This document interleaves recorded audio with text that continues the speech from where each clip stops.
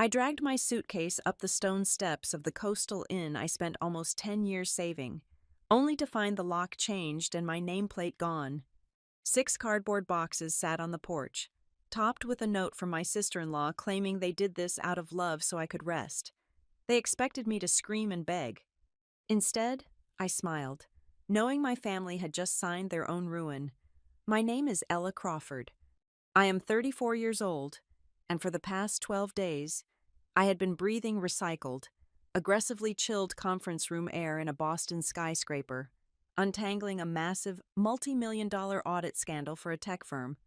As a corporate compliance crisis manager for Merrow Reed Advisory, my job was to walk into burning corporate buildings, find the source of the financial fire, and legally suffocate it before the press or the federal investigators could smell the smoke.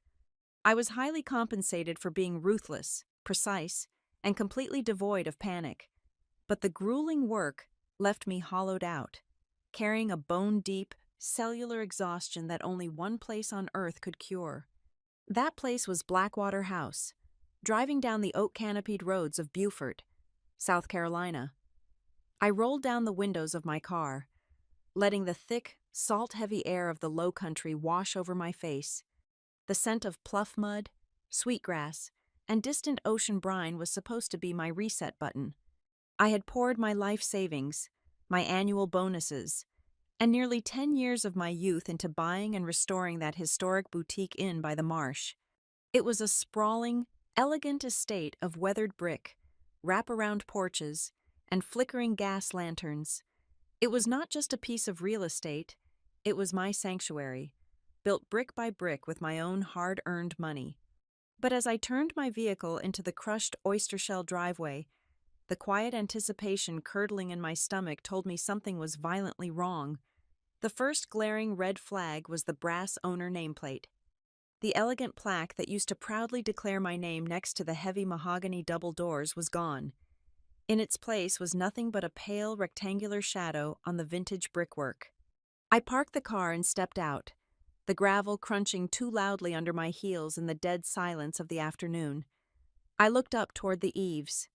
The high-definition security camera mounted above the porch, which I had personally angled to monitor the front gate, had been forcefully twisted upward.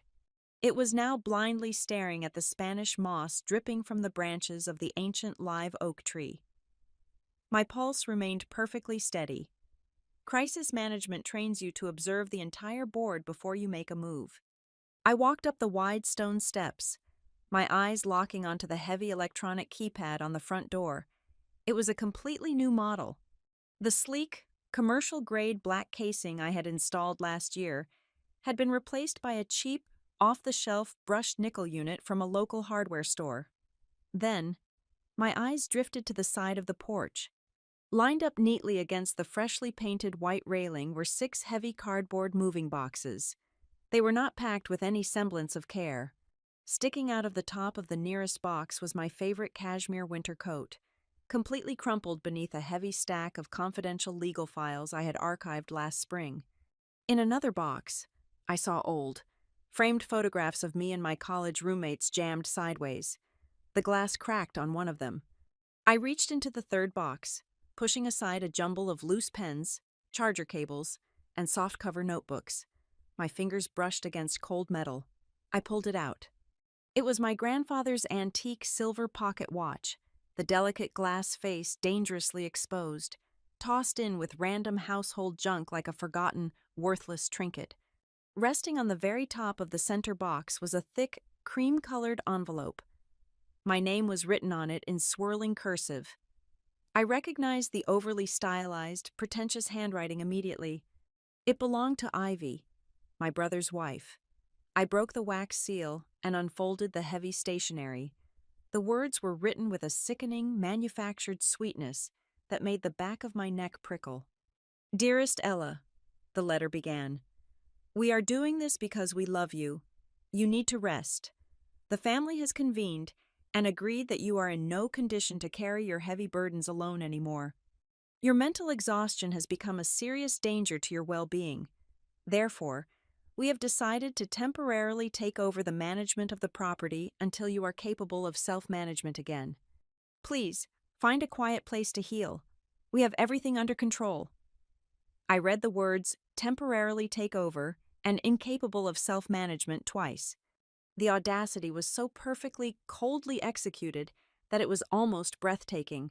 They were framing a literal property theft as a loving psychological intervention. Before I could even fold the thick paper back into its envelope, the heavy deadbolt on the front door clicked loudly. The mahogany door swung open, and out stepped the welcoming committee. First came Nolan, my older brother, dressed in a crisp linen shirt and tailored navy chinos, looking every bit the successful Southern gentleman he desperately pretended to be.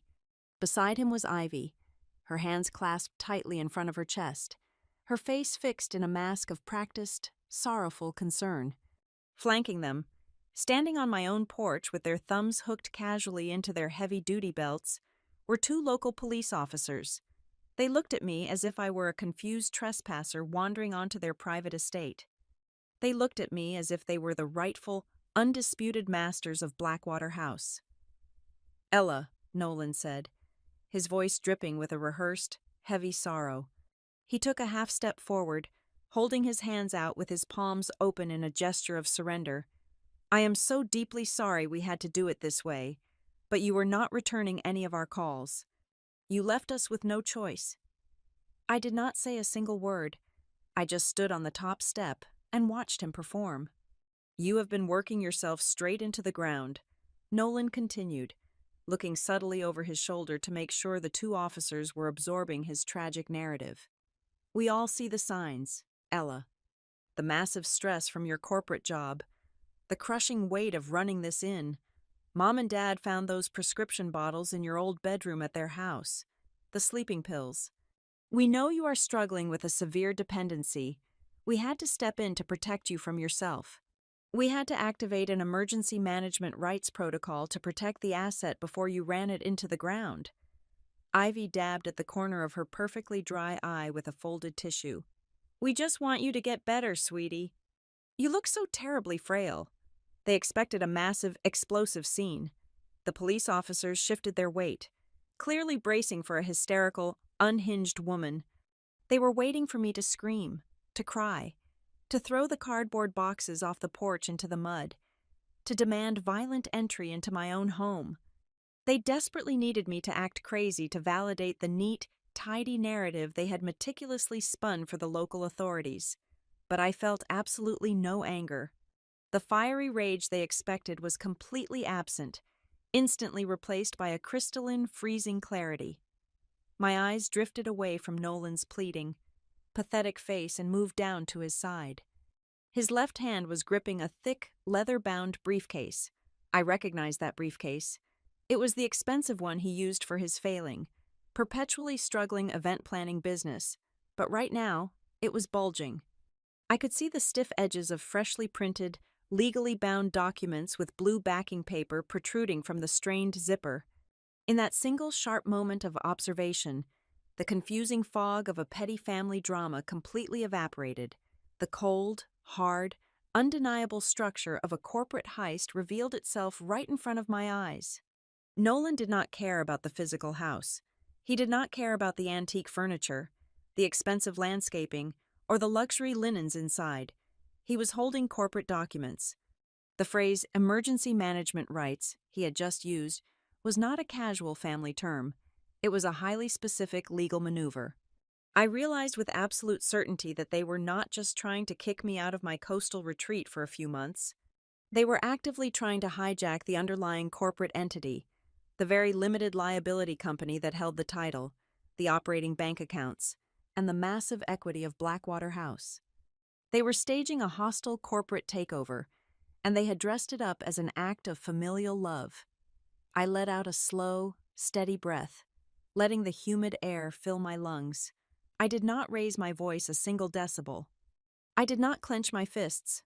I simply looked at my brother, taking in the slight, almost imperceptible tremble of his jaw. It was the only physical tell that gave him away, proving he was secretly terrified I might call his bluff right then and there. I looked down at the absurd letter still in my hand, then at the two silent police officers, and finally back at the bulging leather briefcase. They thought they had outsmarted a woman who spent her entire professional career dismantling ruthless white-collar criminals. They thought they had backed me into an inescapable corner. They had absolutely no idea they had just locked themselves in a cage with the predator. The older of the two officers shifted his weight, resting his hand casually on his utility belt. He had the tired, weather-beaten face of a man who had spent 30 years breaking up domestic disputes and wanted absolutely no part of this one. He took a single step forward, effectively placing himself between my brother and me. "Ma'am," the officer began, his voice a low, gravelly drawl. "Mr. Crawford here has provided us with a rather extensive stack of legal documentation. We spent a good 45 minutes reviewing it inside before you arrived." I kept my posture perfectly straight. "And what exactly does that documentation state, officer?" The policeman pulled a small notepad from his breast pocket, flipping it open. "We are looking at minutes from an emergency member meeting of the holding company, a temporary power of attorney executed in his name, and a signed medical affidavit. The affidavit comes from a licensed psychiatrist in Charleston.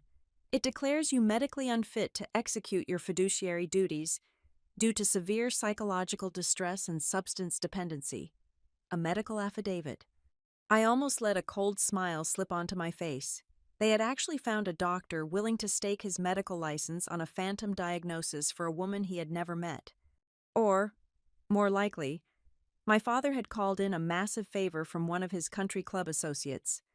"I see," I replied, my voice as smooth and unbothered as glass. I did not look at Ivy, who was still performing her pantomime of grief. I kept my eyes locked on the officer.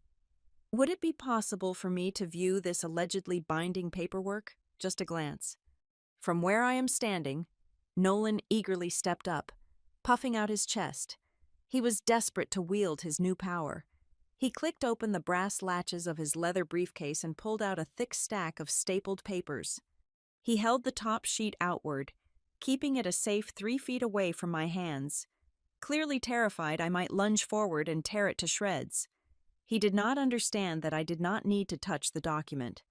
I only needed to read the architecture of the fraud. My eyes scanned the page. It was a standard corporate resolution, drafted with boilerplate language that looked like it had been downloaded directly from a cheap legal template website. But my focus zeroed in on the bottom right corner. There was my signature, black ink, bold loops. To the untrained eye, it looked authentic. But I am a crisis manager who spends 80 hours a week dissecting forged corporate filings. The pixelation around the edges of the ink was subtly blurred, lacking the crisp vector lines of a true native digital signature. The slant of the first letter in my last name intersected perfectly with the typed baseline, a geometric impossibility for my natural, hurried handwriting. They had not forged my signature by hand. They had scanned an old physical document, cropped my signature, and pasted it onto this new fraudulent resolution. "Everything is completely ironclad, Ella," Nolan boasted, misinterpreting my silent scrutiny for defeat. He tapped the embossed seal sitting next to the signature line. "Legally notarized and recorded. Dad made sure everything was handled by Arthur Vance. You remember Arthur, right? He has been doing the family legal stamping for over 20 years. It is 100% by the book. Arthur Vance, a retired, functioning alcoholic who owed my father money. The pieces were locking together with terrifying precision. It appears to be very thorough," I said softly. The older officer sighed, tucking his notepad away. He looked at me with a mixture of pity and annoyance. "Look, Miss Crawford, as far as the local department is concerned, this is a civil matter regarding corporate management and property rights. The documents look legal on their face, Mr. Crawford has the right to occupy and manage the premises until a judge says otherwise. I am going to have to ask you to step off the property. If you try to force entry, or if you cause a scene out here, I will have no choice but to cite you for trespassing and disturbing the peace. We do not want to do that to you today." Nolan braced himself. I could see the muscles in his neck tighten. He was waiting for the explosion.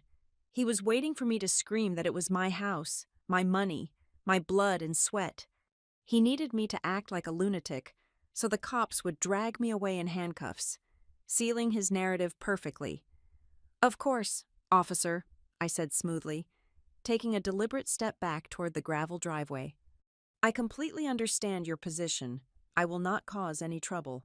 I will leave the premises immediately." The absolute silence that followed was deafening. Ivy dropped her hands from her chest. Her jaw literally went slack. Nolan blinked rapidly, the smug satisfaction wiping clean off his face, replaced by a sudden, jarring confusion. They had spent weeks, maybe months, wargaming this exact confrontation, and I had just bypassed their entire defensive line by refusing to fight. I turned my back to them and walked down the stone steps. My heels clicked rhythmically against the pavement. I reached the driver's side door of my sedan, but before pulling the handle, I paused. I slowly turned back around to face the porch. The four of them were still standing there, frozen like statues, watching me. "Just one question for my own peace of mind. Nolan," I called out, pitching my voice so it carried clearly over the humid marsh breeze. "When you prepared those transfer documents, which signature sample of mine did you end up using? The one from before I changed my handwriting style late last year? Or the updated one?" The question hung in the heavy coastal air like a suspended blade. Nolan froze. I watched his eyes dart rapidly from side to side as his brain short-circuited. He had not anticipated a pop quiz. He was operating purely on adrenaline and arrogance. He opened his mouth, closed it, and then opened it again. He had half a second to choose between sounding ignorant in front of the police or doubling down on his lie. "It looks the exact same as it always has, Ella," Nolan stammered, his voice jumping half an octave. He plastered a nervous, dismissive sneer on his face. "Stop playing games. A signature is a signature." I smiled. It was a genuine, terrifying smile. He had just handed me the keys to his execution. I had never changed my handwriting style. That was a complete fabrication, a linguistic trap designed to test his knowledge of my current legal standing. By claiming the signature looked the same as it always had, Nolan had just inadvertently confessed that he had sourced the copied signature from an old, outdated file. Most likely, he had dug through the dusty filing cabinets in our parents' attic and found an old tax return or a college lease agreement from 10 years ago. That single, panicked answer confirmed everything I needed to know. They did not have access to my actual, current corporate legal portal. They had not breached my secure servers. They were entirely blind. They were trying to hijack a complex, multi-tiered corporate entity using nothing but scissors, glue, and a corrupt small-town notary. It was a paper-mâche fortress built on a fault line. "Thank you, Nolan," I said quietly. "That clears up everything." I opened my car door, slid into the leather seat, and started the engine. I did not look back in the rearview mirror as I reversed out of the crushed oyster shell driveway. I left my boxes sitting on the porch. I left my grandfather's pocket watch. I left them standing in the humid afternoon sun, gripping their fake documents. I drove 2 miles down the coastal highway until I reached a deserted scenic overlook pointing toward the Atlantic. I pulled the car onto the sandy shoulder, shifted into park, and picked up my cell phone. I did not search for local hotels or short-term rentals. Sleep was a luxury I could no longer afford. I scrolled through my contacts until I found a private, unlisted number in Savannah. I pressed call. The line rang exactly twice before a sharp, no-nonsense voice answered. "Tessa Vane speaking." Tessa was a corporate litigator who specialized in ownership structure disputes, hostile entity takeovers, and high-level financial fraud.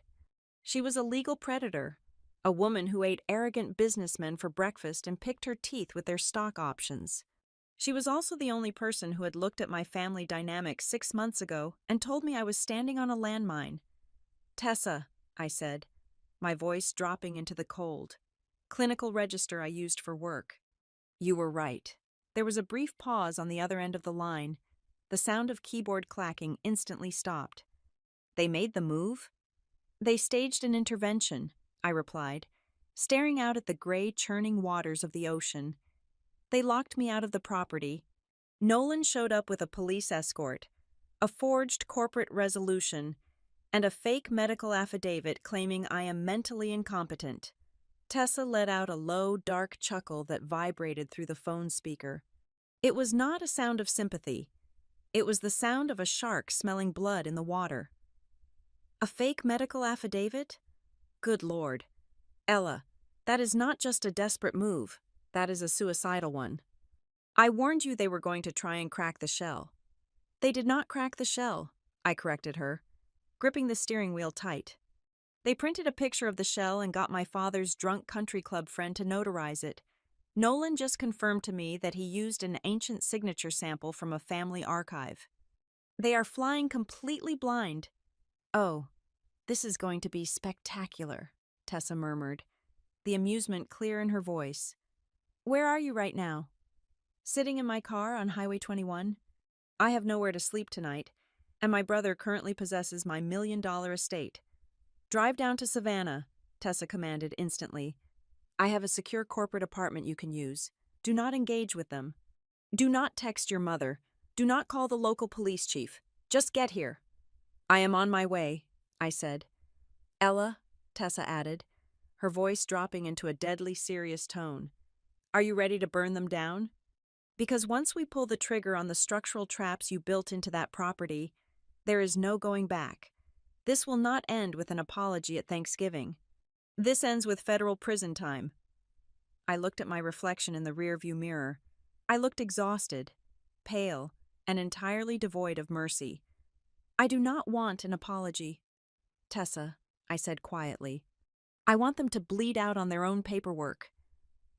Instead of turning my vehicle toward the highway that would lead me to Savannah, I gripped the steering wheel and headed east. I needed to see them. The drive to my parents' lakefront property took exactly 45 minutes, giving me ample time to lock my emotions into a cold, impenetrable vault. Their house sat on a pristine, highly manicured peninsula in Bluffton, a monument to late 90s suburban wealth. It was a sprawling cedar-shingled structure with a massive wraparound deck, entirely devoid of the historic soul that made Blackwater House so special. The gravel driveway was already packed with high-end vehicles. I parked my modest sedan tightly behind my uncle's immaculate silver coupe. I did not bother knocking on the heavy oak front door. I followed the unmistakable, echoing sounds of clinking crystal and booming, forced laughter around the side of the house, walking along the slate path that led directly to the back patio. As I rounded the corner, the sheer, unapologetic audacity of the scene struck me like a physical blow. They were throwing a party. Strung prominently between two tiki torches on the expansive teak deck was a professionally printed, glossy vinyl banner. It read, in glittering gold cursive letters, "Congratulations, Nolan and Ivy, beginning a beautiful new chapter."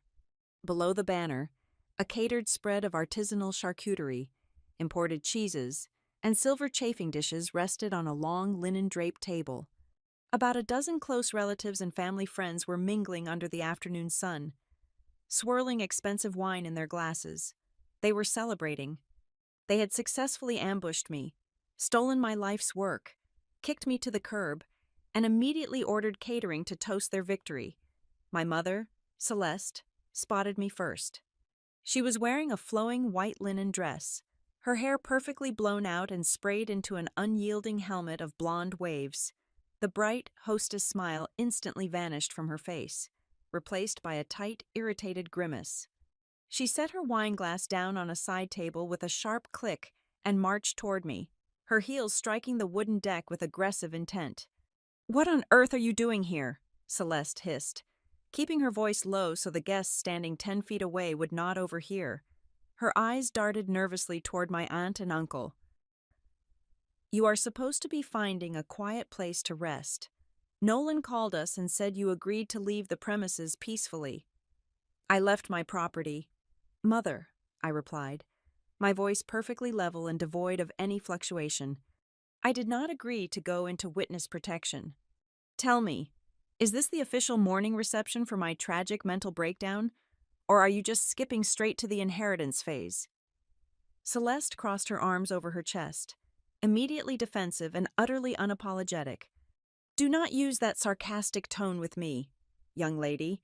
We are doing what is absolutely necessary for everyone involved. You are a single woman working 80 hours a week in a miserable, soul-crushing corporate job. You simply do not need a massive, complicated estate like Blackwater House. You were drowning in the responsibility. Nolan, on the other hand, is a married man. He is building a legacy and a future for this family. We are merely stepping in to course correct before you ruin your own health and drag a highly valuable piece of real estate down with you. Before I could even begin to unpack the breathtaking misogyny and delusion woven into her statement, the sliding glass doors slid open. My father, Gerald, stepped out onto the deck. He held a heavy crystal tumbler filled with 2 fingers of neat bourbon.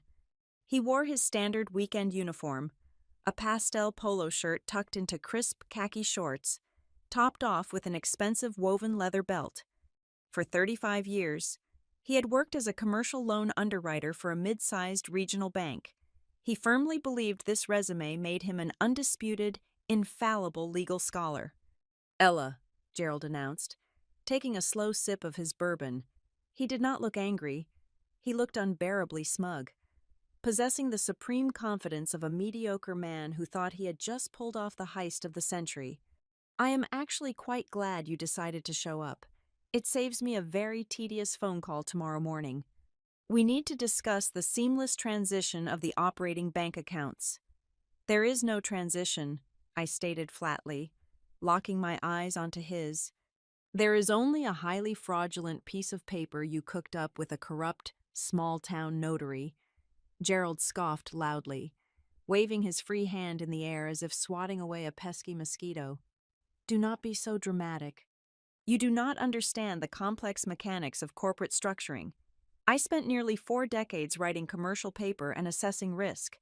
I know the law far better than any layman or local police officer.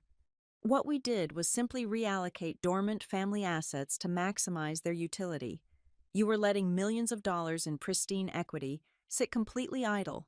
It was financially irresponsible. I stared at him. The ambient noise of the party seemed to fade away. The puzzle pieces, which had been loosely floating in my mind since I saw Nolan's bulging leather briefcase on my porch, violently slammed together. Idle equity. Maximizing utility. They did not want to run a historic boutique inn. Nolan had absolutely no interest in hospitality management, and Ivy would not know how to handle a staffing schedule if her life depended on it. They did not want the business.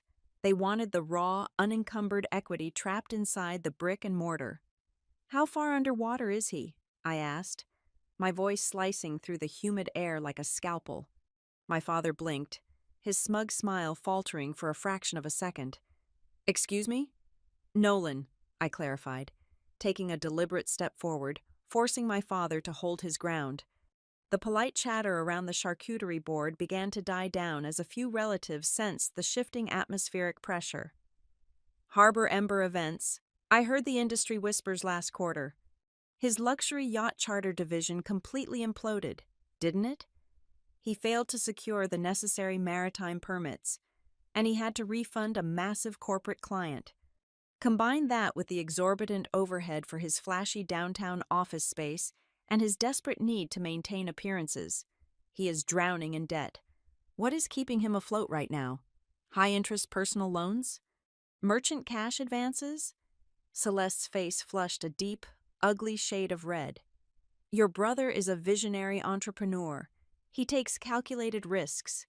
He just hit a temporary, minor rough patch with cash flow. A rough patch, I repeated, the realization settling like absolute zero ice in my veins. Blackwater House is not the prize, it is the collateral. He needs a massive, completely unencumbered asset to secure a commercial bridge loan. He is going to leverage my property to bail out his failing business, pay off his aggressive creditors, and maintain his pathetic, hollow facade of being a successful chief executive officer. Gerald squared his shoulders, refusing to back down, fully leaning into his patriarchal authority. It is a standard, highly effective financial maneuver. We leverage the property, secure a 7-figure commercial bridge loan, clear Nolan's immediate obligations, and he pays the principal back from his operating revenue within 18 months. The family wealth is protected and optimized. You would not understand the strategy. Ella, you just work for a corporate paycheck. A commercial lender of that magnitude is going to require an extensive, rigorous diligence period, I pointed out, laying the trap wide open, keeping my tone purely conversational. They will want to speak directly to the managing member. They will require strict biometric identity verification for a transfer of control on an asset of that size. The banking regulations tightened their protocols 3 years ago specifically to prevent this exact type of fraud. Gerald let out a sharp, arrogant laugh, his chest puffing out. That is exactly why you need someone with my specific industry experience handling this portfolio. I know exactly how to bypass the automated, bureaucratic red tape. I got the right person to manually stamp the transfer portfolio. We bypassed the direct verification protocol entirely, because Arthur owed me a massive, long-standing favor from our golfing days. The paperwork is already filed and recorded with the county clerk. I stopped breathing for a single heartbeat. He had just done it. He had just handed me a voluntary verbal confession to federal bank fraud, conspiracy to commit fraud, and notary collusion, spoken loudly enough for my aunt and uncle to hear clearly from the buffet table.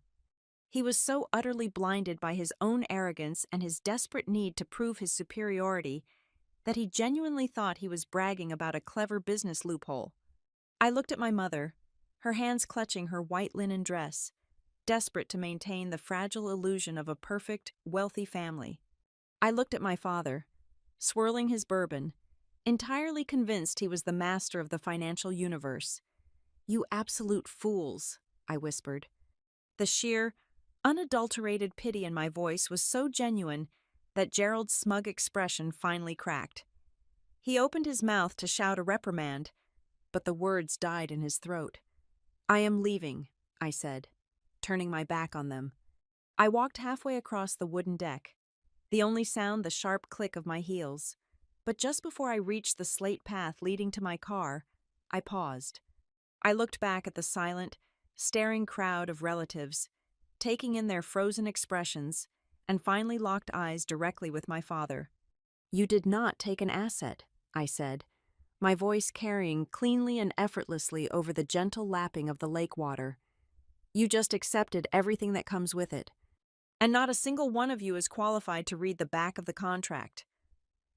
I turned the corner and walked to my car, leaving the celebratory party suffocating in absolute, terrified silence. The drive down Interstate 95 took exactly 65 minutes, a dark and silent stretch of highway that allowed me to compartmentalize the afternoon. I was no longer a betrayed sister or a disappointed daughter. I was a crisis manager stepping into a war room. Tessa Vane was waiting for me in the lobby of a highly discreet, ultra-modern serviced apartment building tucked away on a quiet, oak-lined square in downtown Savannah. She wore a tailored charcoal blazer and held 2 steaming cups of black coffee. She did not offer a hug or a sympathetic tilt of her head. That was precisely why I retained her. She simply handed me a cup, scanned my face for any signs of emotional compromise, and nodded toward the private elevator. We rode up to the top floor in total silence. The moment the heavy doors of the apartment clicked shut behind us, the atmosphere shifted. Tessa had already transformed the massive, 10-foot dining table into a centralized command station. 2 laptops were open, their screens glowing with cascading spreadsheets and heavily redacted legal PDFs. Stacks of pristine white folders were arranged with military precision. This was not a space for weeping over broken family bonds. This was a staging ground for a corporate execution. "I pulled everything from the secure cloud while you were driving," Tessa said, dropping her suit jacket over the back of a leather chair. She leaned over the table, her eyes gleaming with the sharp, predatory thrill of a litigator who had just found a fatal flaw in the opposing counsel's armor. "Your father and your brother are operating under the delusion that they just stole a piece of residential real estate. They think Blackwater House is just a pretty brick building sitting on a piece of dirt. They only see the aesthetic and the equity," I replied, taking a slow sip of the scalding coffee.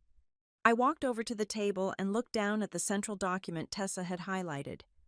They have absolutely no comprehension of the subterranean machinery running beneath it. Tessa tapped a perfectly manicured fingernail against the top page of the thickest binder. Printed in bold, black letters across the header was the name of my holding company, Saltmere Heritage Holdings, Limited Liability Company. Let us review the architecture for the sake of absolute clarity, Tessa began, pacing slowly along the edge of the table. Blackwater House is not held in your personal name. It never has been. The deed belongs exclusively to Saltmere Heritage Holdings, a specialized corporate entity in which you are the sole managing member. But because you purchased a 200-year-old property sitting on ecologically sensitive marshland, you did not just buy a house. You bought a highly regulated historical ecosystem.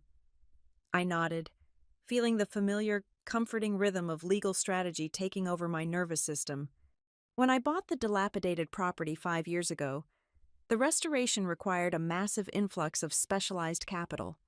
I had secured federal preservation grants, historical society tax credits, and environmental conservation funds. The property is locked down by 3 separate conservation trusts, I recited from memory, tracing the lines of the structural chart Tessa had printed. There is a strict ecological easement preventing any structural alteration within 200 feet of the water line. There are specialized contractor retainage accounts mandated by the state to ensure only historically certified artisans touch the masonry. Every single brick, every piece of original molding is legally protected. Tessa smiled, a sharp, dangerous expression. Exactly. It is a legal minefield wrapped in a pretty coastal bow. And to protect yourself from personal liability while managing all those strict covenants, you and I drafted one of the most draconian, aggressive operating agreements I have ever seen in my career. She flipped the binder open to a page flagged with a red sticky note. It was the section detailing the transfer of management rights. This is the poison pill, Tessa said softly, reverence in her voice. The change of control clause. We structured it so that if any entity or individual attempts to assume management rights without proper, authorized consent, or if they execute a transfer using fraudulent representations, the corporate veil instantly dissolves for them. I looked down at the dense legal text I had approved 3 years ago. The clause was brutally simple in its execution. It stipulated that an unauthorized usurper did not gain the protections of the limited liability company. Instead, by falsely claiming to be the managing member, that individual immediately and irrevocably assumed total, unlimited personal liability for every single obligation attached to the property. If Nolan claims to be the operator of Saltmere Heritage Holdings, I translated aloud, the sheer magnitude of his impending disaster washing over me. He personally absorbs the historical repair bonds. He becomes personally liable for any conservation violations. And most importantly, he assumes direct personal responsibility for any false declarations made to commercial lenders. He just tied a $2 million anchor to his own neck, Tessa confirmed, her eyes bright. And he did it willingly. But the absolute best part, the detail that turns this from a civil dispute into a spectacular criminal offense, is the authentication protocol. Tessa slid a copy of the fake resolution Nolan had flashed at me on the porch across the table. We stared at the blurry, copied signature and the physical, embossed stamp from my father's golfing buddy, Arthur Vance. Arthur Vance used a traditional paper stamp and a wet ink ledger, Tessa scoffed, shaking her head in sheer disbelief at the archaic methodology. But our operating agreement explicitly mandates that any valid change of a managing member requires biometric authentication. It must be executed in front of a certified video notary, utilizing facial recognition software and a secure time-stamped digital token. Paper notarization on this specific corporate tier was rendered legally void within our framework 24 months ago. I leaned back in my chair, exhaling a long, slow breath. The relief was intoxicating. Nolan's paperwork was not just fraudulent, it was fundamentally, functionally useless within the modern banking system. Yet, he believed it was invincible. He does not know he is holding a live grenade, I murmured. He thinks he is holding a golden ticket. He is going to take that counterfeit resolution, march into a commercial lending office, and use it to apply for a massive 7-figure bridge loan to save his event company. And the absolute second he submits that fraudulent document to a federally insured financial institution, Tessa finished, her tone dropping into a dead serious register. He crosses the Rubicon. He commits wire fraud. He commits bank fraud. And because your father actively procured the corrupt notary, your father becomes an unindicted co-conspirator to a federal crime. We stood in silence for a long moment, the heavy implications settling over the dining table. I did not need to break the law to trap my family. I did not need to hire thugs, slash tires, or scream on a porch. I had built a sophisticated, impenetrable labyrinth, and my brother had just happily picked the lock to the front gate, completely unaware that the doors locked behind him and the walls were covered in spikes. "So, what is our immediate tactical move?" Tessa asked, pulling a legal pad toward her, ready to chart the execution. "We do absolutely nothing to stop him," I commanded, my voice cold and resolute. "If we send a cease and desist letter now, we spook him. He might back out. He might realize the paperwork is flawed before he commits the financial crimes. We need him to feel invincible." Tessa began writing rapidly on the yellow pad. "A dual-track approach. Track 1 is silent intelligence gathering. I will hire a private investigator to pull the metadata on the county clerk filings. We will secure airtight, undeniable proof that the signature was digitally lifted and that Arthur Vance backdated the stamp. We build the criminal dossier in total secrecy." "And track 2?" I asked. "Track 2 is the rope," Tessa said, looking up with a grim smile. "We give Nolan all the rope he needs. We let him act exactly like the owner he claims to be. We let him sign vendor agreements. We let him initiate renovations. We let him file the loan applications. Every single time he signs his name on a document claiming authority over Blackwater House, he validates our trap. He only tangles himself deeper in the web of his own making." I looked out the massive floor-to-ceiling window of the apartment, watching the Spanish moss swaying gently in the dark Savannah night. My family had expected me to shatter into a million pieces. They had banked their entire financial future on the assumption that my emotional devastation would paralyze my intellect. "Let him believe he won," I said softly to the glass reflection. "Let him pop the champagne. We are going to let the banking system, the IRS, and the Historical Conservation Board grind him into absolute dust." It took exactly 72 hours for my brother to fully swallow the bait. I was sitting at the heavy dining table in the Savannah apartment, nursing my third cup of black coffee of the morning, when Tessa walked into the room holding a sleek tablet. She did not bother with a polite greeting. She simply placed the device flat on the table and slid it toward me. Thanks to a highly placed, discreet contact of hers, working within a private loan processing firm, we now had a crystal-clear window into Nolan's financial desperation.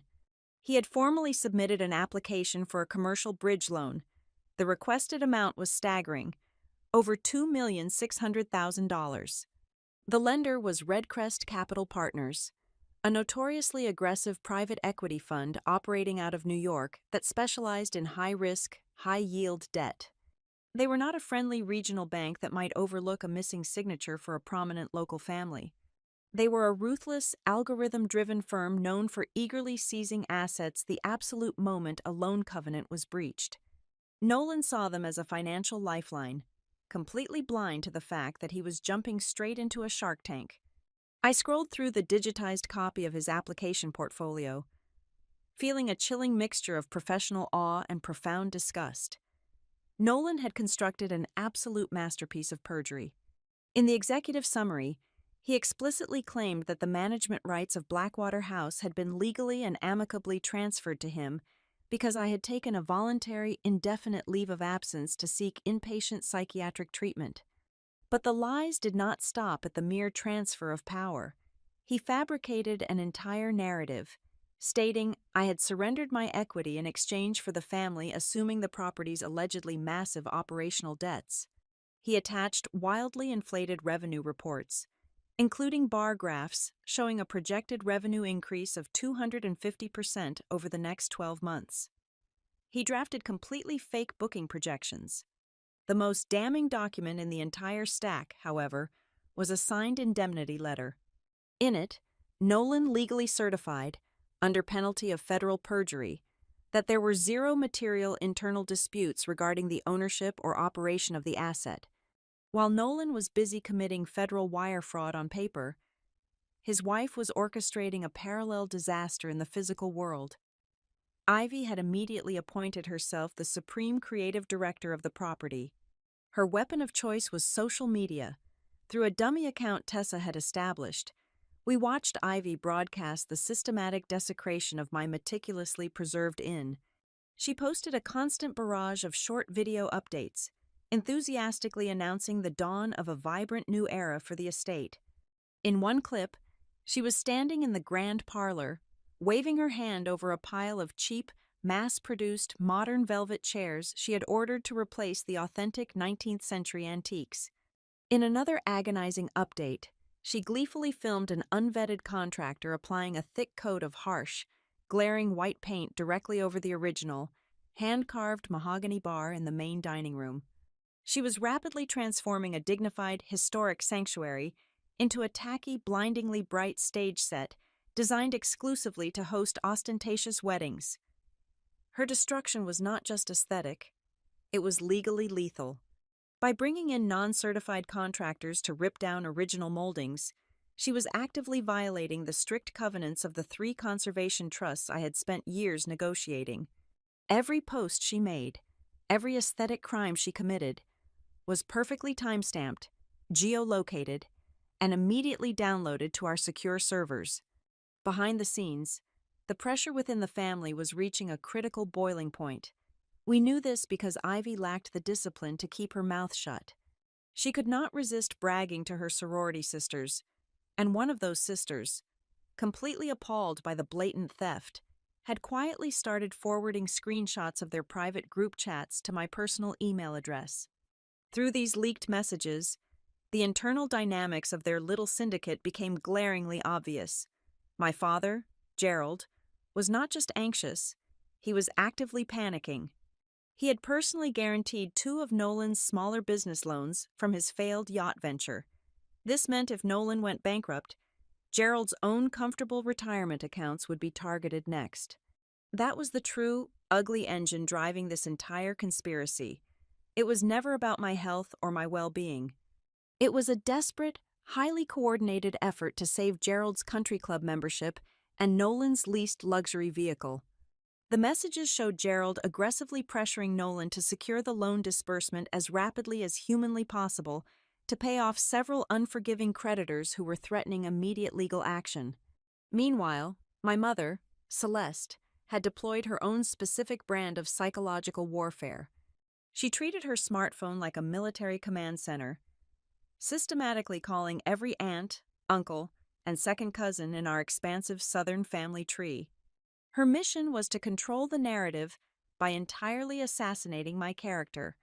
According to the tearful, highly dramatic stories she spun over the phone, my mental breakdown was catastrophic. She claimed I was completely unmoored from reality, wandering around unmedicated, forcing the family to make the agonizing, sacrificial choice to step in and shoulder my massive burdens. She was preemptively locking in their sympathy, ensuring that if I ever tried to tell the truth, I would be instantly dismissed as a bitter, delusional woman lashing out at her heroic, self-sacrificing saviors. They thought they were operating in total secrecy, shielded by the high walls of their privilege and their shared delusions. They had absolutely no idea that Tessa and I were cataloging every single movement. The dining table in the apartment was now completely buried under a mountain of hard evidence. We had printed copies of the fraudulent loan application, digital invoices for the cheap furniture Ivy was ordering, receipts for the deposit payments on heavy outdoor sound equipment that would severely damage the protected marshland, and pages upon pages of transcribed text messages where Ivy openly mocked my taste while boasting about their newfound wealth. Every single document was an independent thread, and we were methodically weaving them together into an inescapable net. The defining moment arrived late on a Tuesday afternoon, exactly 9 days after I had been locked out of my own property. Tessa's secure phone chimed with an encrypted message. She picked it up, read the text on the glowing screen, and then looked across the table at me. The air in the room suddenly grew incredibly dense, heavy with the weight of impending destruction.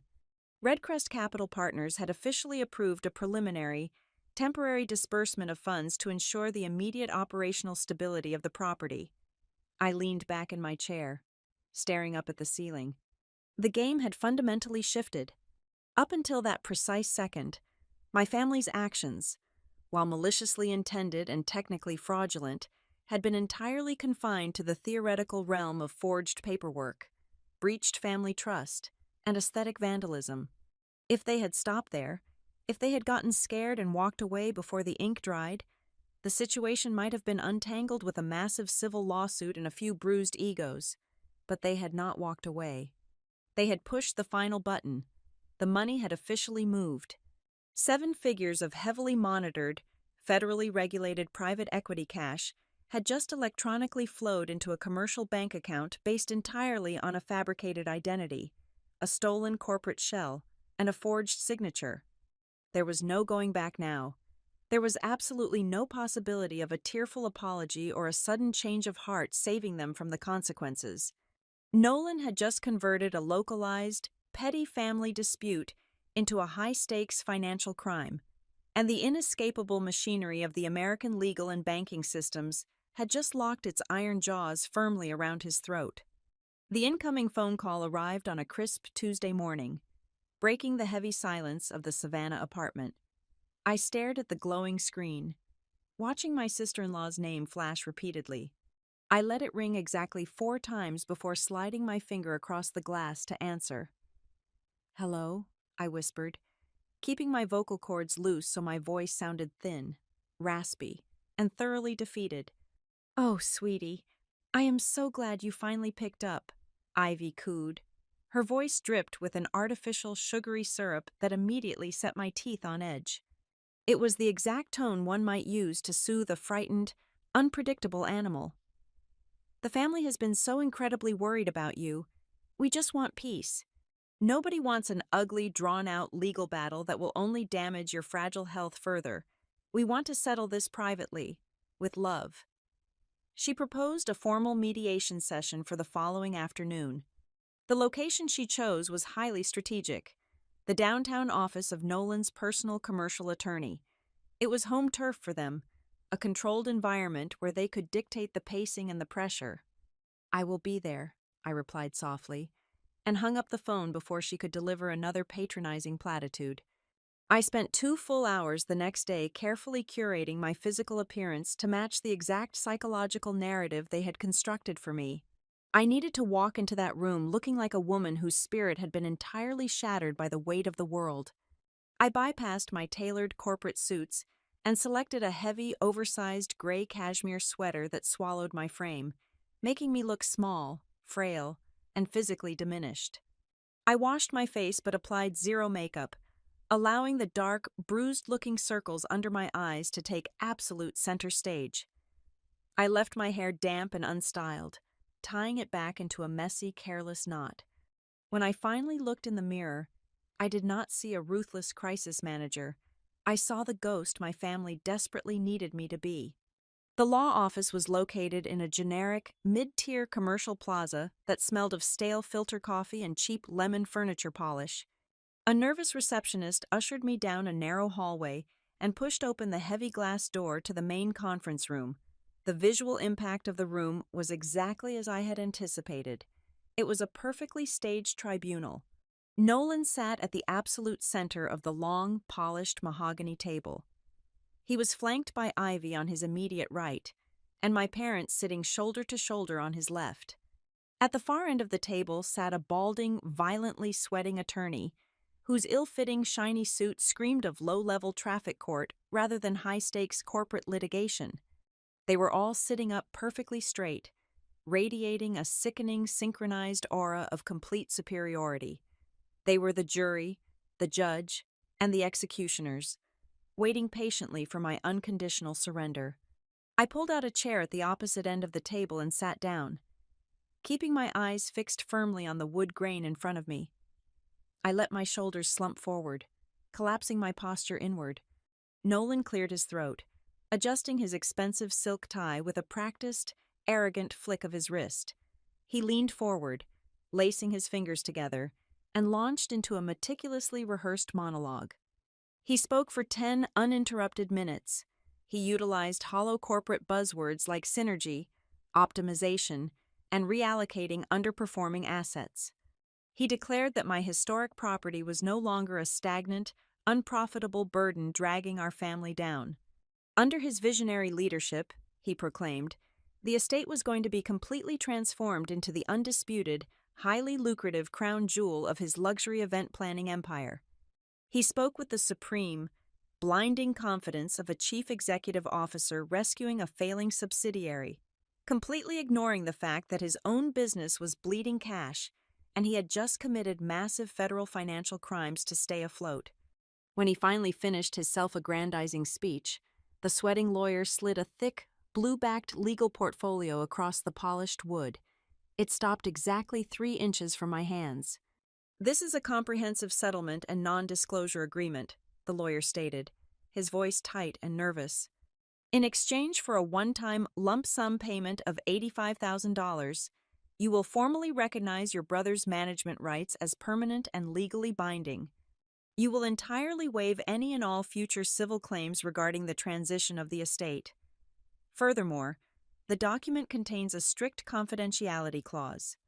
You are legally barred from speaking to the local press, reaching out to any of your former vendors, and communicating with any commercial lenders, insurers, or creditors associated with the property. Ivy leaned forward, resting her elbows elegantly on the table. She offered me a smile so sharp and cold it could cut glass. It is a very generous offer, she purred softly, her eyes gleaming with undisguised malice. $85,000 is more than enough money for you to rent a quiet, modest apartment somewhere far away from the coast. You can finally take that long, indefinite rest you so desperately need. Think of it as a severance package for your mental health. We are buying your peace of mind. I stared at the thick stack of papers. The sheer audacity of the number was breathtaking. My property held millions of dollars in pristine equity, and they were offering me $85,000 to walk away quietly and swallow their theft. I forced my breathing to turn shallow and ragged. I channeled every ounce of physical exhaustion I had accumulated over the past 3 weeks, letting the exhaustion pool heavily behind my eyes until my vision blurred. I blinked hard, allowing a single, completely genuine tear to slip down my pale cheek and splash loudly onto the crisp white cover page of the settlement. I reached out with a violently trembling hand and pulled the portfolio closer. I flipped past the summary pages and turned directly to the dense, legally binding indemnification clauses hidden in the back. I did not just look at the signature line. I read the precise, specific architecture of the lawyer's demands. The mediocre attorney had drafted this document solely to build a defensive shield against me, to prevent me from suing them for civil damages. But in doing so, he had fundamentally misunderstood the true danger his client was facing. The contract explicitly, undeniably stated that Nolan assumed total, uncontested status as the sole managing operator, the primary financial beneficiary, and the exclusive party legally responsible for all historical and future financial filings related to the property. They were demanding that I sign away my right to fight them, but in reality, they were aggressively begging me to sign a document that permanently glued all of Nolan's recent actions directly to his own forehead. This contract was not a shield. It was a concrete vault. By forcing me to agree that he was the absolute owner, Nolan was voluntarily waiving his ability to ever claim ignorance in a federal court. He could never argue that the fraudulent loan application was a misunderstanding. He could never claim the illegal renovations were a shared family decision. He was demanding, in writing, to be the singular captain of a ship that I knew was already sinking into a trench of federal indictments and conservation penalties. I picked up the heavy gold pen the lawyer had provided. I let out a soft, pathetic sob that echoed loudly in the silent, stuffy conference room. My mother immediately looked away, staring fixedly at the wall, a brief flash of cowardly discomfort crossing her face before she replaced it with cold resolve. My father just watched me, taking a slow sip from a plastic cup of water, completely unbothered by my apparent devastation. Nolan watched my trembling hand with undisguised, hungry triumph shining in his eyes. I signed my name on the bottom line. I used my current, razor-sharp signature, ensuring the document was legally flawless and utterly binding. I flipped to the second page and initialed the waiver of civil claims. I flipped to the final page and signed the heavy non-disclosure agreement. I pushed the blue portfolio back across the mahogany table. The attorney immediately snatched the papers, rapidly checking the 3 signature lines. He gave Nolan a curt nod, then reached into his breast pocket and produced a certified cashier's check for $85,000. He slid the crisp slip of paper across the table toward me. "It is for the best," Nolan said quietly, leaning back in his expensive leather chair, lacing his hands behind his head. He looked at me with the supreme, pitying condescension of a victorious general surveying a thoroughly conquered enemy. "You will see that eventually. You are free now." I picked up the check. My fingers were no longer trembling. I stood up slowly, pushing my heavy chair back so it scraped loudly against the floorboards. I did not say a single word to my brother, my sister-in-law, or my parents. I did not scream about justice. I did not curse their betrayal. And I did not slam my fists against the wood. I simply turned around and walked out of the heavy glass doors, my footsteps echoing in the silent hallway. As the elevator doors closed, isolating me from the law office, I looked down at the rectangular slip of paper in my hand. Nolan genuinely believed he had just held my head underwater until my lungs gave out.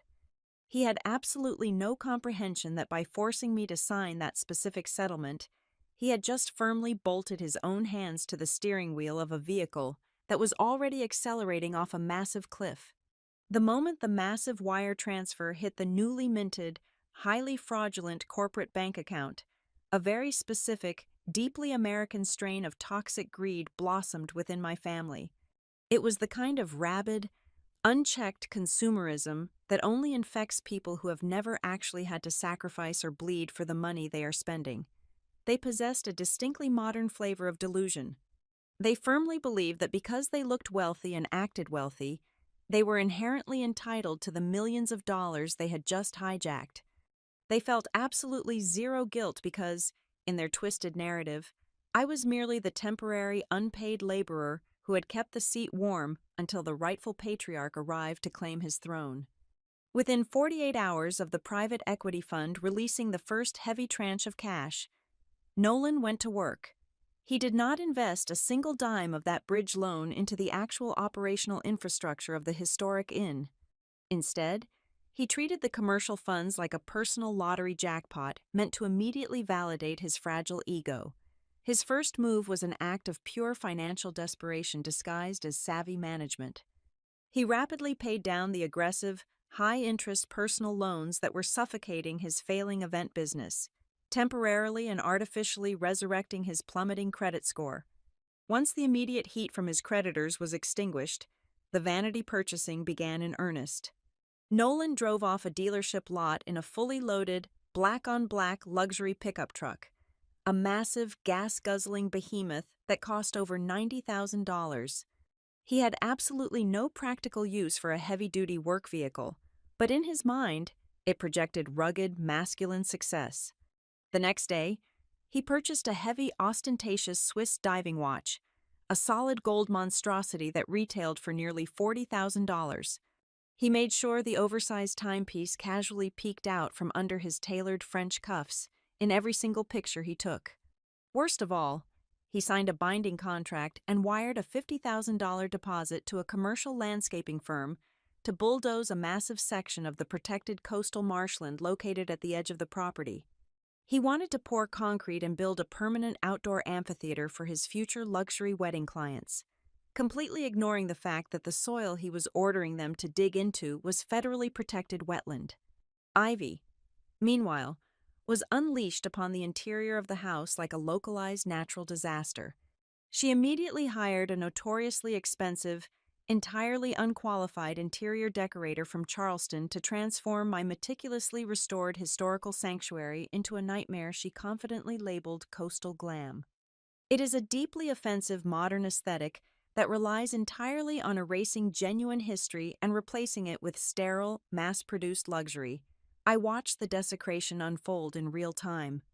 They ripped up the reclaimed heart pine floorboards that I had spent 6 months sourcing from a salvage yard in Virginia. They stripped the vintage, hand-loomed silk wallpaper in the grand parlor and slapped on thick coats of blindingly bright, reflective white paint. The hand-carved mahogany banister dating back to the 1920s was sanded down and painted a flat, chalky white to match the tacky new aesthetic. They brought in delivery trucks filled with cheap, mirrored furniture, faux crystal chandeliers, and aggressively modern acrylic chairs. What Ivy did not know, and what Nolan was too arrogant to check, was that every single aesthetic modification she authorized was a direct, actionable violation of the strict historical preservation covenants attached to the property deed. Ivy could not resist the overwhelming urge to twist the knife. My cell phone buzzed constantly with high-resolution photos of her daily destruction. She sent me pictures of the ruined dining room, the dismantled antique bar, and the gaudy new light fixtures. Attached to every image was a venomous, carefully crafted little caption designed to pierce my self-esteem. Finally, "This place looks like it belongs to someone with actual taste." She texted me on a Thursday afternoon. "I hope your little apartment is comfortable and quiet." "Sweetie, we are just so busy over here creating magic," she added on a Saturday morning, attaching a selfie of her drinking expensive champagne on my front porch. Human instinct screams at you to block the number, to sever the digital connection, to protect your own mental peace from the constant barrage of cruelty. But a crisis manager knows that silence is the ultimate, most lethal weapon. I did not reply to a single message. I did not block her number. I simply took a screenshot of every single text, carefully cataloged the digital timestamps, and uploaded them directly to the secure encrypted server Tessa and I were monitoring. My mother was equally intoxicated by the illusion of their grand victory. Celeste immediately began hosting lavish afternoon tea parties in the newly defaced sunroom. Through the fast-moving grapevine of our extended family, I received detailed, verbatim accounts of these gatherings. Celeste would sit in her tailored designer dresses, pouring imported tea for her wealthy country club friends, proudly gesturing to the expansive property as if she had laid the historic brickwork with her own bare hands. She told everyone who would listen that her son was a rare financial genius. She actually looked her friends in the eye and used the phrase, "It takes a man with real vision to know how to properly turn a stagnant, emotional asset into liquid cash." She was systematically cementing the false narrative of my mental incompetence while publicly claiming full credit for a massive, multi-tiered financial crime. My father was busy digging an entirely different type of grave. Gerald's fragile ego demanded that he be recognized by his peers as the brilliant mastermind behind the family's aggressive corporate restructuring. He spent his afternoons sitting in my former home office, using my old mahogany desk, making endless phone calls to his old golfing buddies and former commercial banking colleagues. Tessa's private investigator easily tracked his digital footprint and communication logs. Gerald was aggressively soliciting letters of financial recommendation for Nolan to secure even more lines of credit. He left recorded voicemails for private wealth managers across the state, explicitly and proudly stating that the property was now permanently under the family's control and completely free of any internal disputes. He was actively introducing new, undeniable layers of wire fraud by transmitting intentionally false financial assurances across state lines. But the absolute pinnacle of their collective hubris, the spark that would ultimately ignite the powder keg, was the massive event they began aggressively advertising online. Nolan was not satisfied with quietly stealing a multi-million-dollar business. He desperately needed a public coronation. Across all of his social media platforms, he announced a massive, exclusive grand reopening gala for Blackwater House. He sent out highly stylized, embossed digital invitations to local venture capitalists, lifestyle magazine editors, affluent potential clients, and our entire extended family network. He promised an evening of unparalleled coastal luxury, a definitive showcase of his dominant new event planning empire. He wanted a massive spotlight. He wanted an audience to witness his triumph. He simply did not understand the basic, unforgiving physics of the legal trap he was currently dancing in. Every single invoice he signed for his luxury truck and his solid gold watch using the corporate loan funds constituted criminal embezzlement. Every single historic wall Ivy tore down and every conservation permit she ignored triggered a massive, compounding financial penalty from the historical board. A penalty Nolan had legally and contractually assumed total personal responsibility for when he signed that fake resolution. Every boastful email Gerald sent and every social media post Nolan published provided undeniable, time-stamped proof that they had gladly accepted the fraudulent loan funds, spent them recklessly, and were operating under a fabricated corporate identity. I sat in the quiet, sterile living room of my Savannah apartment, drinking black coffee, watching the digital folders on my laptop swell with undeniable, catastrophic evidence. I watched my own family eagerly tighten the trap around themselves, driven entirely by their insatiable, blinding greed. I knew better than to interrupt them or offer a warning. Arrogance is a terminal disease, and a truly prideful thief will always demand a grand audience for the exact moment they step off the ledge. The atmosphere inside the Savannah apartment transformed from a quiet observation post into a highly weaponized tactical command center. Tessa did not just rely on her own litigation skills, she brought in specialized mercenaries. Over the span of 48 hours, she integrated a veteran private investigator and a senior historical conservation consultant into our operation. We pushed the heavy dining chairs against the wall and turned the massive glass table into a physical timeline, charting every single minute from the day I boarded my flight to Boston to the exact second the private equity funds cleared Nolan's fraudulent account. We were no longer preparing a standard civil lawsuit. We were engineering a multi-directional, catastrophic collision of federal, state, and commercial liabilities. The private investigator delivered the first devastating blow. He had managed to legally subpoena the metadata from the loan applications submitted to Redcrest Capital Partners. The digital footprint was absolute perfection. It proved beyond a shadow of a doubt that Nolan had knowingly provided false declarations regarding his management authority. Furthermore, the financial tracing showed that within minutes of the disbursement, Nolan had actively diverted a massive percentage of the commercial funds away from the property's operating accounts. He used the money to pay off his personal credit cards and fund his extravagant vanity purchases. In the eyes of a federal prosecutor, that was not just a breach of contract. It was textbook wire fraud and misappropriation of secured commercial funds. Simultaneously, the conservation consultant delivered a report that effectively functioned as a financial death warrant.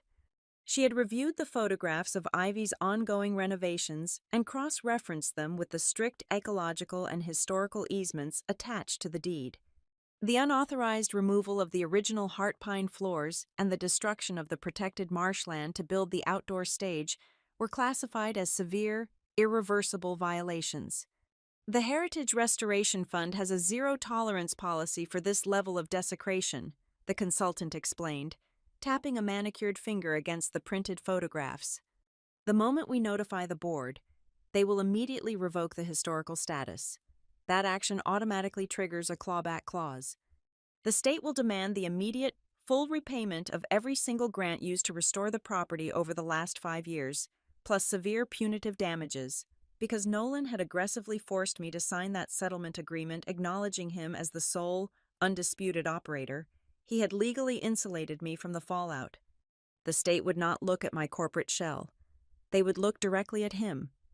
He had personally assumed the crushing weight of a 7-figure conservation penalty. The third pillar of our trap was structural insurance. Tessa had quietly flagged the commercial underwriter who provided the massive public liability and business interruption policies for the estate. When Nolan attempted to file a policy rider changing the named executive operator, he submitted a copy of the fake resolution stamped by Arthur Vance.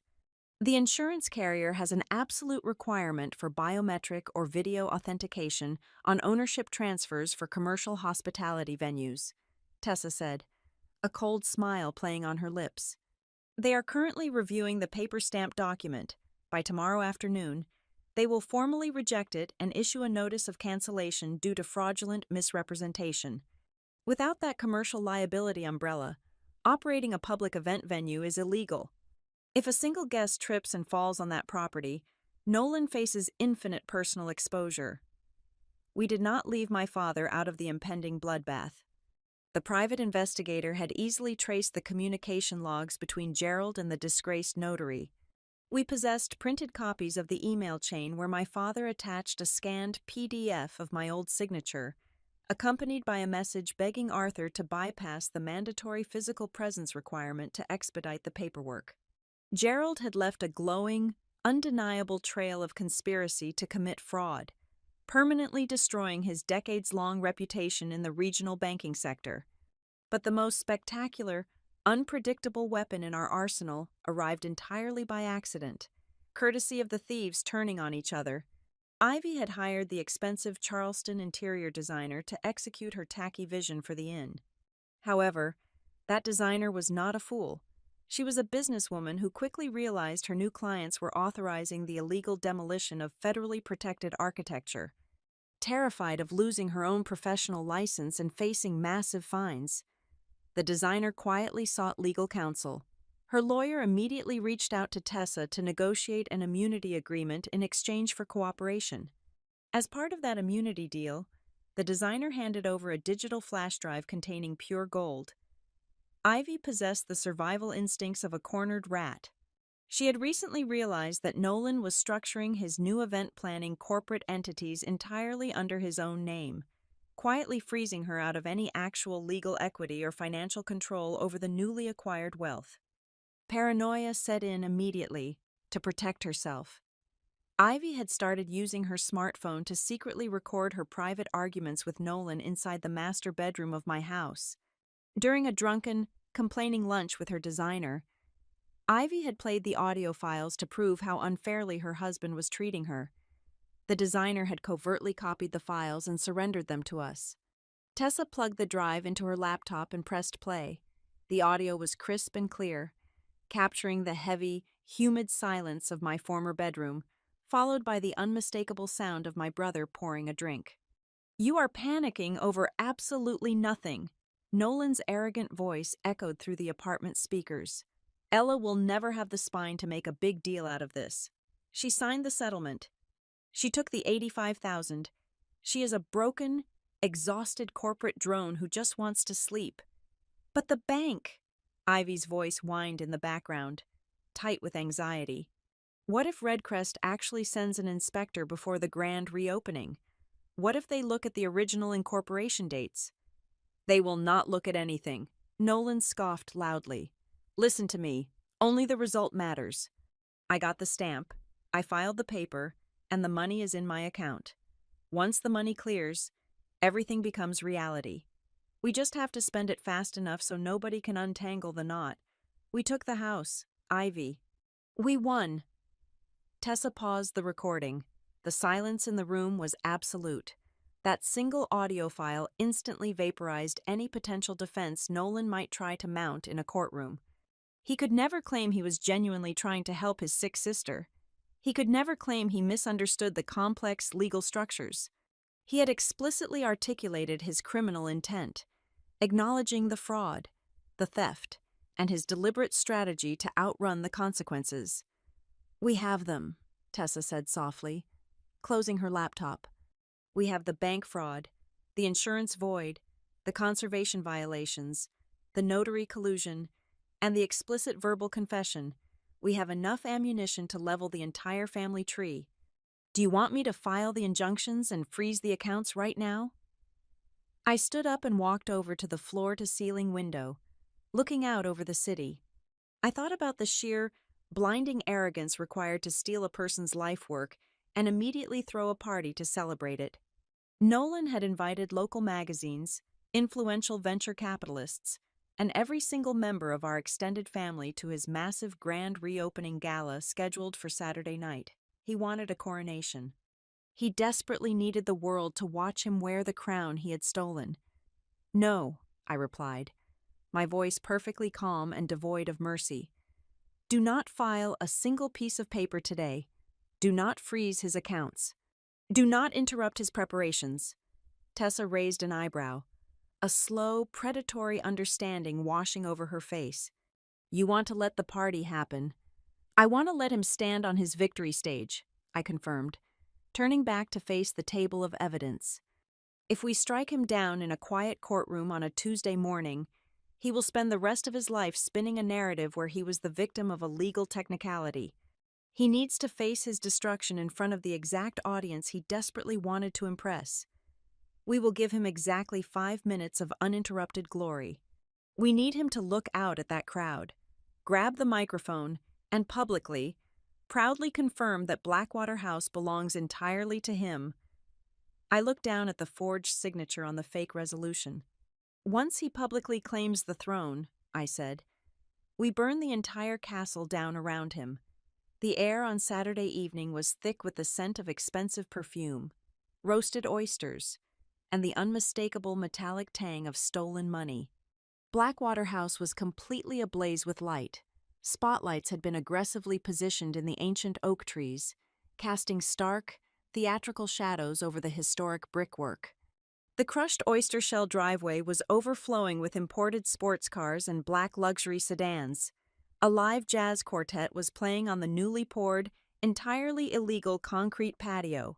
Waiters in crisp white jackets circulated through the impeccably dressed crowd, balancing silver trays loaded with crystal flutes of imported champagne. It was exactly the kind of ostentatious, high-society spectacle my brother desperately craved. I arrived at exactly 8 o'clock in the evening. I did not wear the oversized cashmere sweater of a defeated woman. I wore a tailored, floor-length silk gown in a shade of blue so dark it was almost black. Moving around my ankles like deep, dangerous water, my posture was flawless. My expression was an absolute void. In my right hand, I held the heavy, embossed paper invitation that Ivy had mailed to my apartment just 3 days prior. She had sent it as a cruel joke, a taunt to remind me of my exclusion. Tonight, it was my golden ticket. I bypassed the line of local socialites and walked directly to the front gate. The private security guard glanced at my face, then down at the master guest list, his eyes widening slightly as he recognized me. Before he could utter a word of protest, I slipped the embossed invitation into his hand and glided past him, stepping smoothly onto the property I had bought with my own blood and sweat. The whispers started almost immediately. It began as a low murmur near the entrance and rippled rapidly through the crowd, like a sudden change in the tide. I felt the weight of 100 pairs of eyes tracking my movements. The affluent guests, the local journalists, and the wealthy potential investors parted to let me through. They expected to see a shattered, fragile woman teetering on the edge of a nervous breakdown, exactly as my mother had so diligently advertised. Instead, they saw the ousted sister walking through the center of the party with the terrifying, predatory calm of a woman who owned the ground beneath their feet. Nolan spotted me from the far side of the lawn. He was standing in a circle of older, wealthy men, holding a glass of bourbon and holding court. The moment his eyes locked onto mine, the blood drained completely from his face. He abruptly excused himself, nearly spilling his drink in his haste, and began violently pushing his way through the elegant crowd to intercept me before I could reach the center of the patio. He stepped directly into my path. His jaw clenched so tightly a muscle twitched near his ear. His eyes darted nervously to the surrounding guests, terrified I was about to scream and shatter his flawless illusion. "What in the world are you doing here?" Nolan hissed, keeping his voice barely above a harsh whisper. "You signed the settlement. You took the money. You promised to stay away. I have security right over there, and I will not hesitate to have you publicly dragged out of here if you try to ruin this night for me." I did not raise my voice. I did not glare at him. I simply smiled, a warm, perfectly polite expression that clearly unnerved him more than any threat could. "I am not here to cause a scene. Nolan," I replied smoothly, projecting my voice just enough so the people standing nearest to us could hear my serene tone. I received Ivy's lovely invitation. I realized I was holding on to far too much anger. Tonight is a monumental occasion for our family. I simply want to say a few words. I want to propose a toast to your incredible success." He stared at me, his eyes searching my face for the trap, but his towering ego was his ultimate vulnerability. A small, pathetic part of him desperately wanted to believe that his sheer brilliance had actually commanded my respect. He wanted my public submission. He wanted the local press to write about how even the disgruntled former owner gracefully acknowledged his superior business acumen. "A toast," he repeated, narrowing his eyes. "Just 2 minutes on the microphone," I promised softly, "and then I will quietly leave you to your kingdom." Nolan hesitated for 1 second longer, then gave a sharp, arrogant nod. He signaled the jazz band to stop playing. The sudden silence rolling across the lawn was deafening. He marched up the wooden steps to the makeshift stage, grabbed the microphone from the stand, and tapped it twice. "Ladies and gentlemen," Nolan announced, his voice booming across the estate, "we have a very special, unexpected guest tonight. My sister has decided to join us to celebrate the seamless transition of this beautiful property. She would like to say a few words to bless this new endeavor." He handed me the microphone. He thought he was handing me a white flag.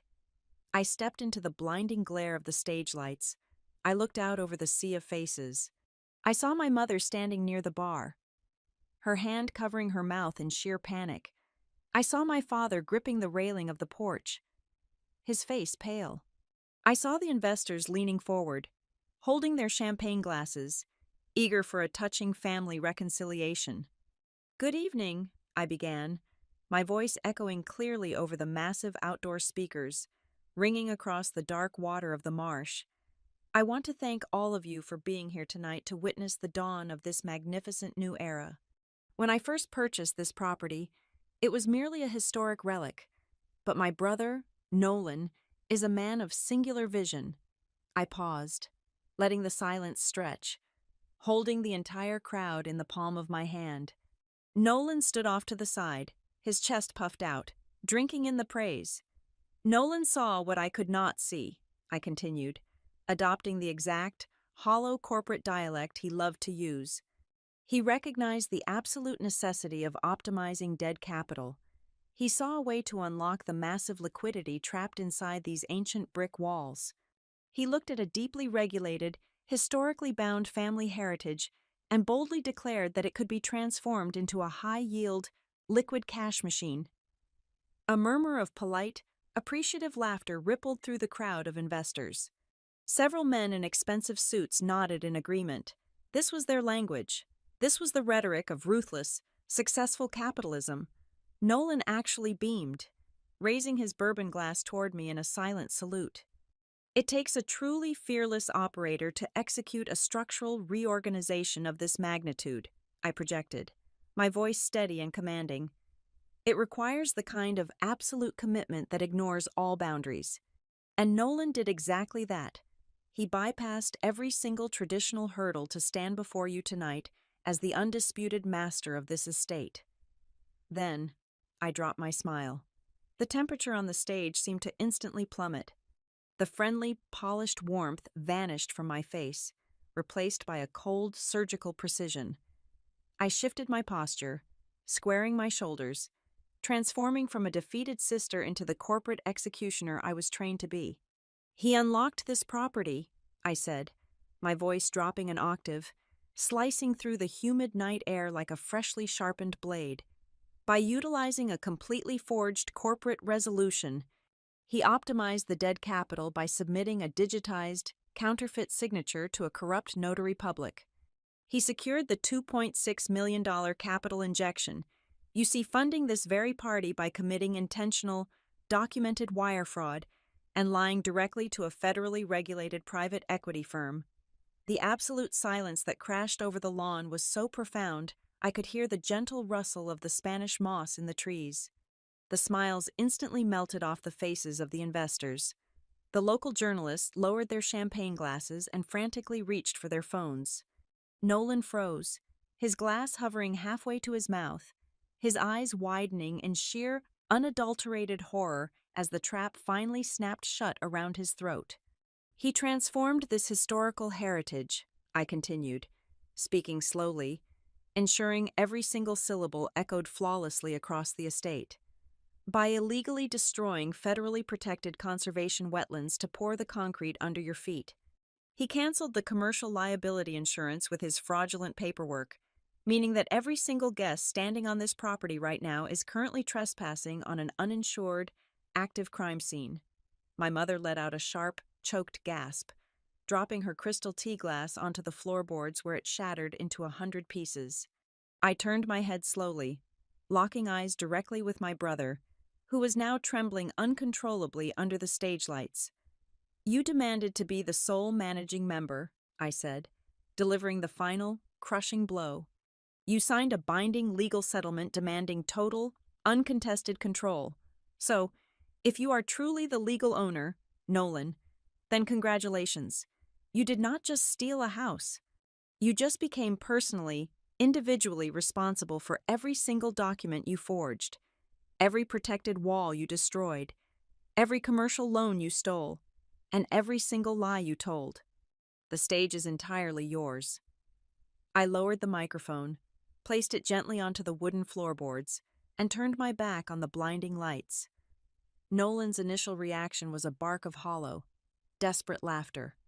He gripped the microphone stand, his knuckles turning stark white under the glaring stage lights. He looked out at the murmuring crowd, plastering on a grotesque, strained smile. He reached into his tailored jacket, pulling out his smartphone. He intended to project his commercial banking application, to show everyone the millions of dollars sitting safely in his account, proving I was just a hysterical, jealous sister having a public breakdown. Before his thumb could even unlock the screen, a frantic young woman wearing a black headset, his lead event coordinator, sprinted up the side steps of the stage. She did not care about the audience or the optics. She grabbed Nolan by the arm, her voice shrill with absolute panic. She told him that the payment gateway for the entire estate had just crashed. The secondary deposits for the catering staff, the massive bar tab, and the specialized lighting crew had all just bounced simultaneously.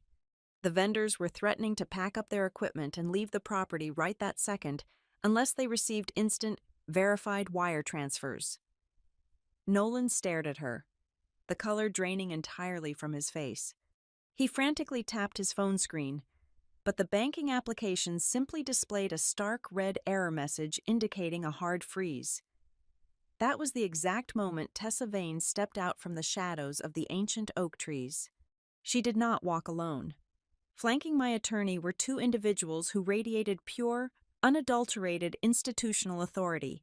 One was a sharp-suited senior litigator representing Redcrest Capital Partners. The other was the lead regional inspector for the State Historical Conservation Board. We had kept them waiting in the wings for over an hour, drinking sparkling water in Tessa's parked car, specifically waiting for Nolan to publicly, loudly claim ownership of the estate. He had just handed them the final piece of the puzzle on a silver platter. Tessa stopped at the base of the stage, looking up at my brother with the cold satisfaction of a hunter admiring a trapped animal. The Redcrest attorney did not bother with a microphone. His voice was trained to project across loud courtrooms. He formally announced to Nolan, and to every single investor listening, that the $2,600,000 commercial bridge loan was officially frozen under extreme suspicion of wire fraud. Because Nolan had signed the indemnification paperwork acknowledging his sole management status, the corporate veil was instantly pierced. The attorney declared that the private equity firm was activating the personal recourse clause that very night, meaning they were coming directly for Nolan's personal bank accounts, his luxury vehicles, and his failing event business to recover their stolen funds. Before Nolan could even draw breath to argue, the conservation inspector stepped forward. She gestured sharply toward the freshly poured, illegal concrete patio and the garish white paint slathered over the historical brickwork. She stated clearly that the property had suffered unauthorized, severe structural damage. Because Nolan had legally declared himself the sole operating authority, the massive preservation bonds and the six-figure remediation penalties were now his direct personal financial obligation. Total chaos began to infect the crowd.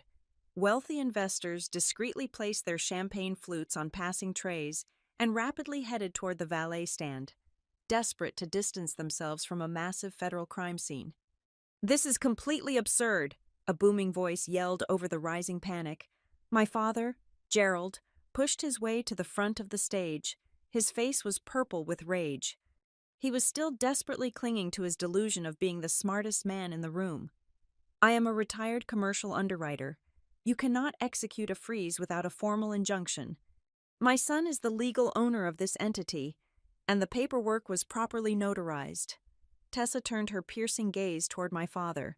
She reached into her leather briefcase and pulled out a thick stack of printed papers. "We have the emails."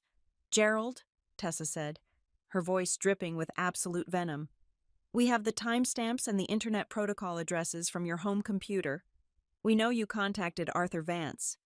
We know you supplied the forged signature, and we know you explicitly begged him to skip the biometric verification. You are not a clever banker. You are an unindicted co-conspirator to federal bank fraud." My mother let out a horrific, guttural wail. She collapsed against one of the new acrylic chairs, her hands tearing at her perfectly styled hair.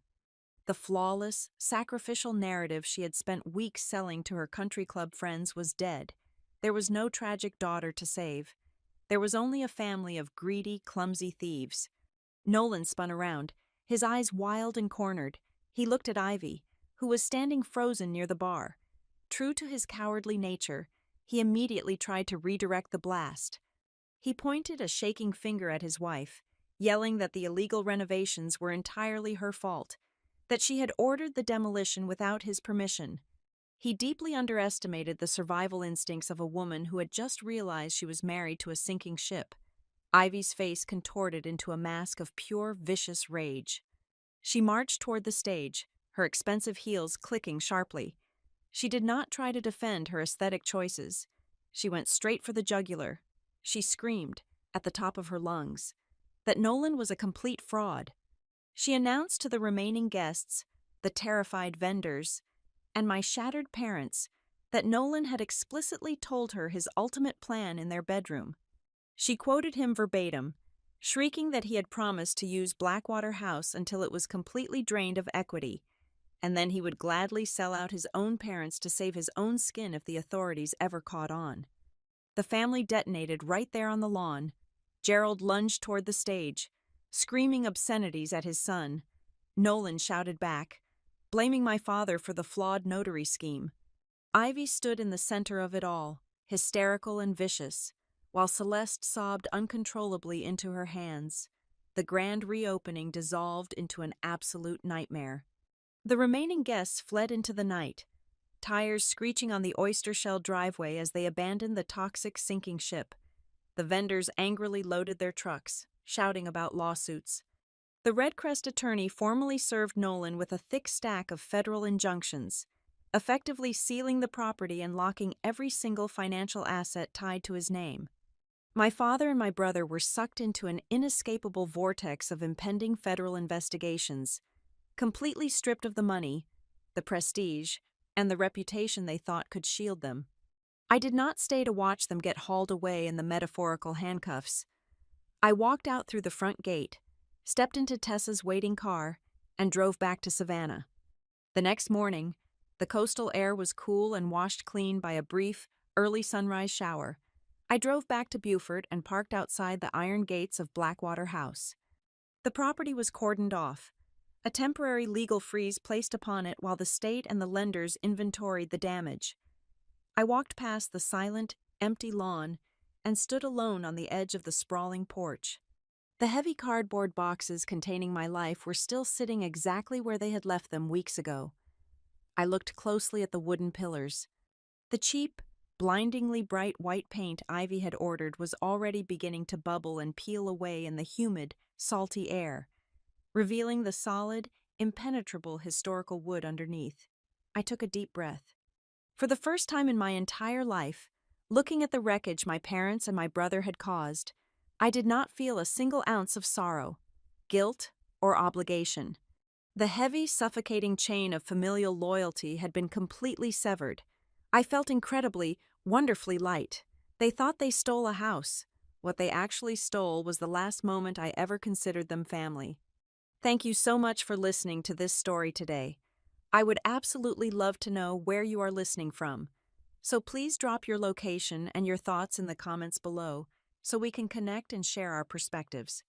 Do not forget to subscribe to the Maya Revenge Stories channel, like this video, and support us by hitting the hype button so this story can be heard by even more people.